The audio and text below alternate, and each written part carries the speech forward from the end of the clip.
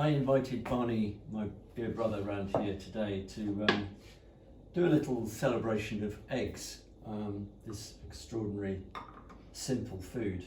Part of the reason I wanted to do this is because I've written a book, Food for Thought, and it's all about the provenance of food, and for us to find ways in which we can get a little bit closer to where our food comes from and what's important about it, and therefore in a way more empowered to really celebrate it.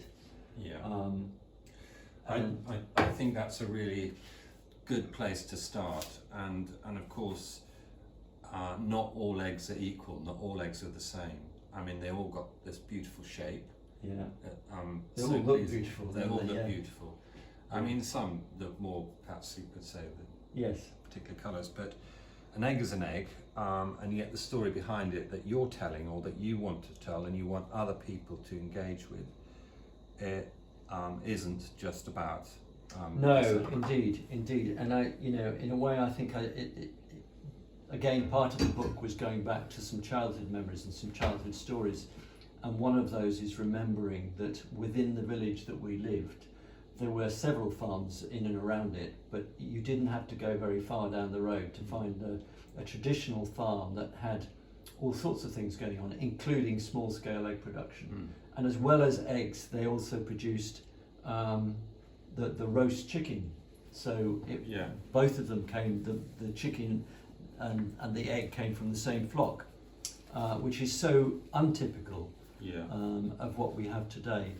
So in a way, it's just reminding us that actually things have developed because of pressures, economic pressures on farms and farmers to produce an ever cheaper product. And this has been going on since post-war, as we know.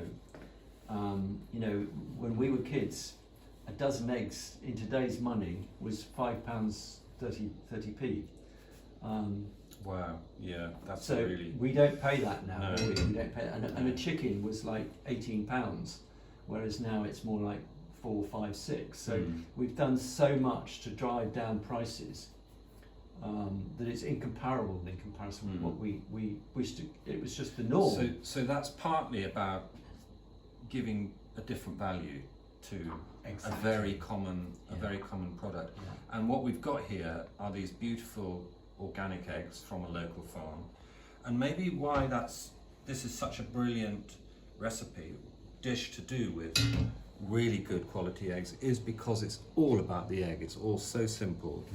So we've got these lovely eggs, and the other reason I do this is because it is, despite what you were saying earlier, Phil, it's actually as you know, it's a really easy recipe. There's so little going on in it.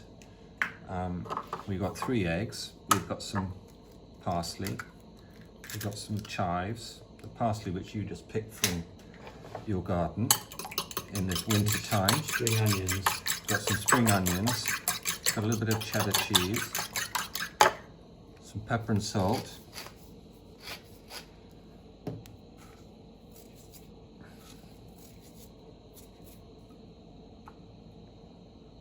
like that. Chop that up in there. So you need this really hot pan, but basically the process from now, once the pan is really hot, it's going to take 35 seconds. So you have everything ready, you've got the plate ready, you don't have to move from here. I suppose you could say a boiled egg is quicker. Is simpler, but there's a magic about this little combination. Process. Let's make sure it's really warm. There we are.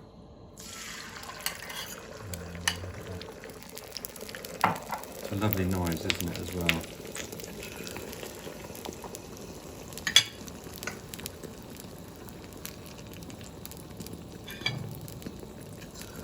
Fresh from the greenhouse, that parsley. Even in February, after all the frosts we've had, it just still managed to survive.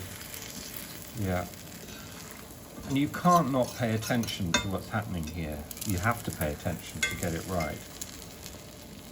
I'm just going to put a little tiny bit of butter in the back there, so it'll brown a little. And you have to be really focused, and it does kind of draw you into this process, this very simple chemical process of heat. And I love the way you fold it from the back, just kind of sort of rolling it over it, yeah, letting the runny cook further yes, down. you want a little bit of runniness in it, I think. Some people don't like it, but I think it's lovely. You see how quick it is?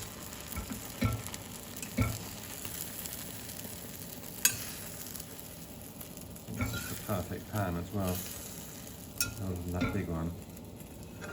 That's good. I do occasionally have an egg for breakfast. We're going to try it, aren't we? We are. I specifically didn't have one for breakfast today because I knew you were coming to do this. But that actually I don't need any lunch until much later. Whereas if I just have some toast or something, I get hungry much quicker. And that's the protein of it. I mean, and the other thing is that it's really great for children. Oh, it's really good. It's so good. The pasta is really delicious, isn't it? Yeah. But it's wonderful for children, not only to eat, but also because it's something that they can, a child can pretty well make an omelette. Yeah. And it can be turned into so many other things as well. And also omelettes are they're a very English thing, or very British thing, aren't they? But from that you can learn about other cultures and the use of eggs. It's a heck of a universal food, isn't it? It really is. And much loved, and as you say, it's not only in its simplest form, but in so many different foods and baking and stuff. You know, when you're thinking about the way in which you're going to eat eggs this Easter, if you eat eggs, of course, maybe just think about them a little bit more, maybe celebrate a bit more, and try, you know, if you're not used to buying organic eggs, try them, see if you can tell the difference and what they feel like, because it's not just about taste. It's from my experience, it's something deeper, more profound than just taste. It's 100%. And I think the other thing is that if you know it's come from a really happy chicken, and that it's got all goodness in it, that in itself is it makes you feel good about the cooking of it, and of course the eating of it as well. Very good. And they're also really filling, aren't they? Yeah, they are.